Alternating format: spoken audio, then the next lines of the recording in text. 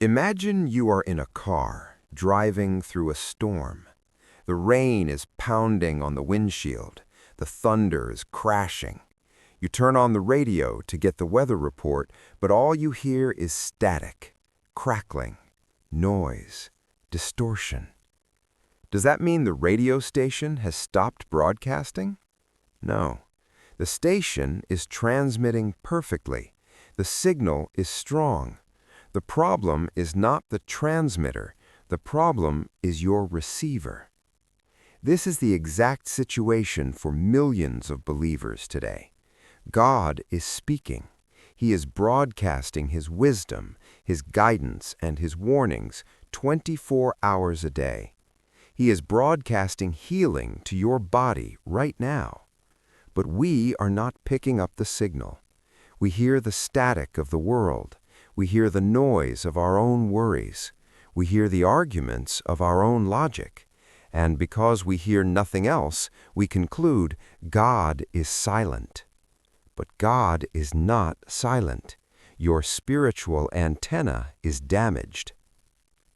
In part 1, we learned that the human spirit is the part of you that hears God. We learned that the conscience is the voice of that spirit. But today, in part 2, we are going deeper. We are going to answer the question, how do I fix the receiver? How do I sharpen my conscience so that I can hear the whisper of God even in a thunderstorm? We call this the education of the conscience. Just as you send your mind to school to learn mathematics, just as you send your body to the gym to build muscle, you must send your spirit to school. You must train your conscience. If you do not train it, it will remain a dull, confused, and unreliable guide. But if you educate it, it becomes a safe guide. It becomes a sharp monitor that will detect a lie or a trap miles before you ever reach it. To understand this, we must look at the nature of the conscience itself. The world will tell you that conscience is just a mental faculty. They say it is just the result of how your parents raised you. If you were raised to think dancing is wrong, your conscience hurts when you dance. That is social conscience. That is a function of the mind. But the spirit conscience is different. It is the voice of the hidden man of the heart. When you are born again, your spirit is recreated. It receives the life and nature of God. Suddenly, the conscience comes alive. Before you were saved, your conscience was like a dirty window. You could hardly see through it. But when the life of God came in, the window was washed clean. For the first time, you could clearly distinguish right from wrong, truth from error. This is what the Bible calls a good conscience, or a pure conscience. 1 Timothy chapter 1, verse 5 says, "Now the end of the commandment is charity out of a pure heart, and of a good conscience, and a faith unfeigned." However, and this is the critical warning, a good conscience does not stay good automatically. Just like a clean window, it gets dirty if you don't maintain it. Just like a sharp knife, it gets dull if you don't sharpen it. Many believers started with a tender, sensitive heart. They could hear God easily, but over the years, they compromised. They ignored the warnings. They allowed little sins to pile up. They allowed little rationalizations to creep in, and slowly the signal faded. The static returned. The Apostle Paul warns us of a terrible spiritual condition called the seared conscience. 1 Timothy chapter 4, verse 2 speaks of those speaking lies in hypocrisy, having their conscience seared with a hot iron. What does that mean? Think about your physical skin. If you touch a hot stove, it hurts, it burns, you pull away instantly. But if you keep touching it over and over, scar tissue forms. The skin becomes thick, it becomes hard, it becomes calloused. Eventually, you can touch the fire and you feel nothing. You have lost the capacity to feel pain. This happens in the spirit. The conscience is delicate. It's like the eye. If a speck of dust gets in your eye, it waters, it hurts. You stop everything to get it out. But if you keep rubbing it and ignoring it, you damage the lens. The first time you tell a lie, your conscience screams. You feel a knot in your stomach. You lose your peace. The Holy Spirit is saying, stop, don't go there. But if you push past that feeling, if you rationalize it, if you tell the lie anyway, the next time it is easier. The voice is quieter. And if you keep doing it, eventually you can lie without feeling anything at all. You haven't stopped sinning. You've just broken the alarm system. This is the most dangerous place for a believer to be walking toward a cliff and to have no warning signal left. If you feel like you cannot hear God today, if you feel like the heavens are brass, it is possible that your receiver has become calloused. But the good news is, this condition is reversible. You can soften the heart again. You can resensitize the conscience. You can wash the window. So how do we begin this education? How do we take a dull, confused spirit and turn it into a precision instrument for the Holy Spirit? There are 3 specific courses in this School of the Spirit. If you enroll in these 3 courses today, your hearing will improve dramatically within 30 days. Course number 1, the diet of the Word. The conscience acts on the information you feed it. If you feed your spirit with the news, with fear, with worldly entertainment, and with gossip, your conscience will be programmed by the world. It will warn you based on fear, not faith. It will say, don't give that offering, the economy is bad. That is not the voice of God. That is the voice of your programming. To fix the receiver, you must reprogram it with the Word of God. Hebrews chapter 5, verse 14 says, "But strong meat belongeth to them that are of full age, even those who by reason of use have their senses exercised to discern both good and evil." Notice the phrase, senses exercised. How do you exercise your spiritual senses? By feeding on strong meat, that is, the deep truths of the Word. Now, you must understand the difference between reading and meditating. Reading is scanning the menu. Meditating is eating the meal. Most Christians just scan the menu. They read their chapter to feel good. But meditation is chewing. It is muttering. It is taking one verse, closing your eyes, and saying it over and over until it drops from your head into your heart. When you meditate on the Word, you are calibrating your conscience. You are setting the true north on your compass. You are teaching your spirit, this is what God thinks. This is how God acts. This is what is right in His eyes. So when a situation arises that contradicts the Word, your conscience instantly triggers the alarm. It says, error, error, this does not match the Word. Without the Word, your conscience has no standard. It is just guessing. But a spirit saturated in the Word is a safe guide. Course number 2, the discipline of instant obedience. This is the most painful course, but it yields the highest results. The rule is simple. Obey the impulse instantly. When the inward monitor speaks, do not argue, do not reason, do not say, I will do it later. Delayed obedience is disobedience. Think about an umpire in a baseball game. He yells, out. The player might argue, the crowd might boo, but the umpire's word stands. Your conscience is the umpire of your life.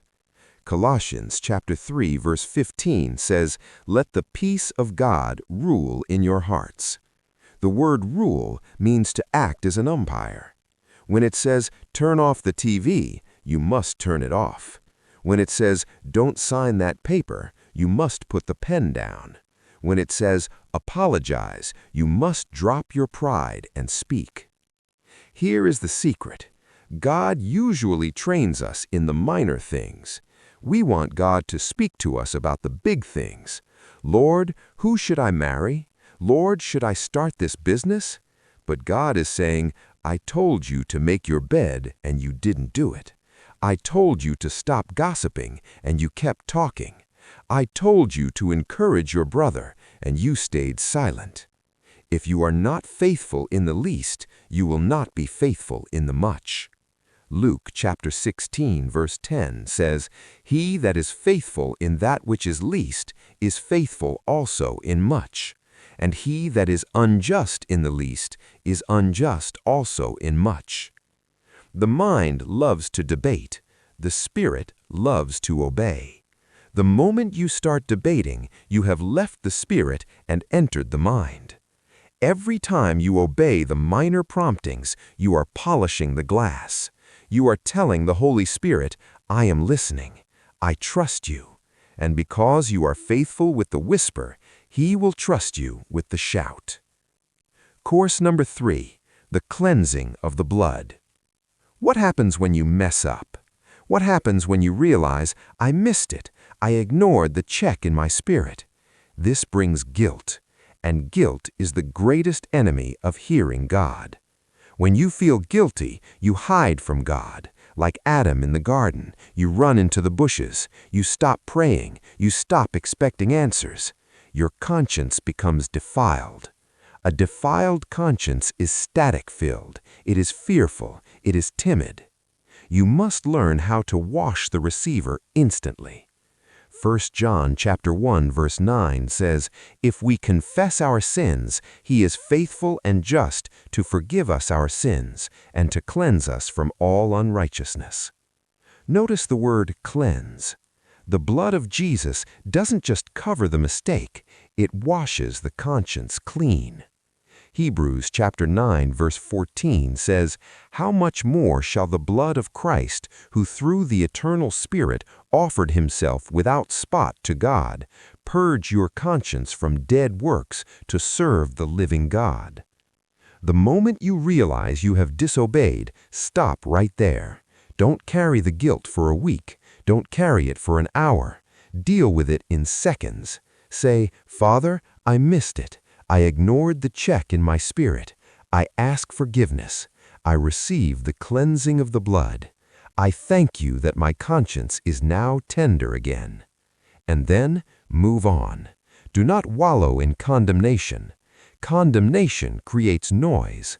Righteousness creates peace.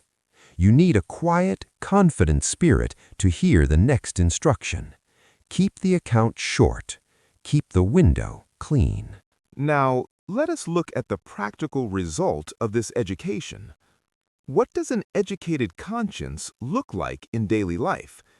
It produces a believer who walks in a supernatural wisdom.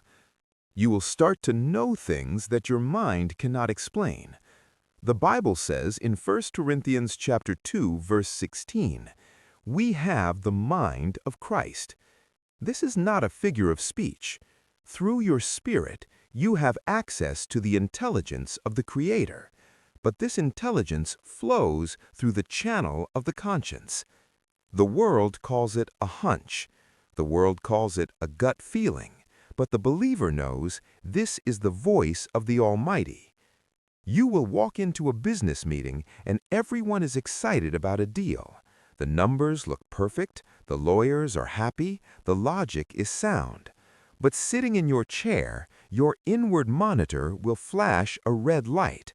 It won't be a voice, it will be a heaviness, a lack of peace, a velvet check. Because you have trained your spirit, you will respect that check more than the logic. You will say, "I am sorry, I cannot proceed." 6 months later, the company goes bankrupt, the partners are revealed as frauds, and you are safe. Why?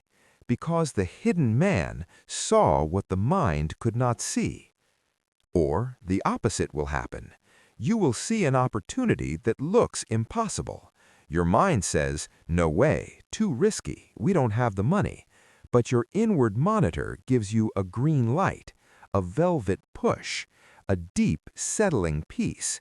You step out in faith against your logic, and you hit a gusher. You step into a miracle.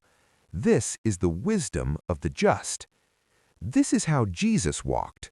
John chapter 5, verse 30 says, "I can of mine own self do nothing. As I hear, I judge, and my judgment is just, because I seek not mine own will, but the will of the Father which sent me." He was constantly listening to the inward monitor. He knew when to stay. He knew when to go. He knew when to speak. He knew when to be silent. He didn't have a blueprint for his ministry. He had a guide. You do not need a blueprint for your life. You do not need to know what is going to happen in 10 years. You only need to know what to do right now. Psalm 119, verse 105 says, "My word is a lamp unto my feet, and a light unto my path." A lamp does not show you the whole mountain. It shows you the next step. If you can hear the inward monitor for the next step, you will walk perfectly into your destiny. So, how do we activate this today? It starts with a decision to honor the Holy Spirit. We have treated him like a guest in our house who we ignore. We make all the decisions and then ask him to bless them. Today, we flip the script. We give him the proxy. We give him the vote. I want you to begin a practice called the 5-minute wait. Before you make any phone call, before you reply to any angry email, before you walk into any meeting, stop for 5 minutes. Quiet your mind, take a deep breath, and look inside. Not up in the sky, inside, in your belly. Ask the question, "Holy Spirit, what is the witness? Is it peace or is it unrest?" Wait for the signal. If there is no signal, stand still. Isaiah chapter 28, verse 16 says, "He that believeth shall not make haste." Do not rush into the day. A rushed spirit is a deaf spirit. Haste is the enemy of hearing. Panic is the enemy of hearing. Stillness is the frequency of God. If you commit to this, you will be amazed at how loud the voice actually is.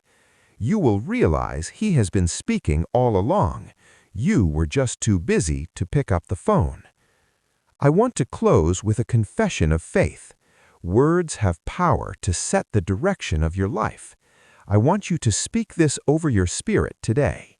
Say this out loud where you are. I am a believer. I have a recreated spirit. My conscience is the voice of my spirit, and the Holy Spirit speaks to my conscience.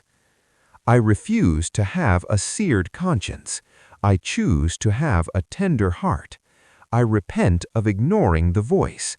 I repent of overriding the check. From this day forward, I am listening. I will obey instantly. I will keep the window clean. I have the mind of Christ, and I am led by the Spirit of God. If you are ready to enroll in the School of the Spirit, I want you to make a commitment in the comments. This is your signature on the enrollment form. Go to the comments and type, "I am listening." Then type, "My receiver is clear." Let that be your daily motto. Every morning when you wake up, say it, "Father, I am listening." And as you walk through your day, keep one ear turned inward. The guide is speaking. He will lead you into all truth. Subscribe to the E.W. Kenyon Revelation channel and hit that notification bell so you never miss a Revelation teaching. Check the description below for all the scripture references we covered today. God bless you.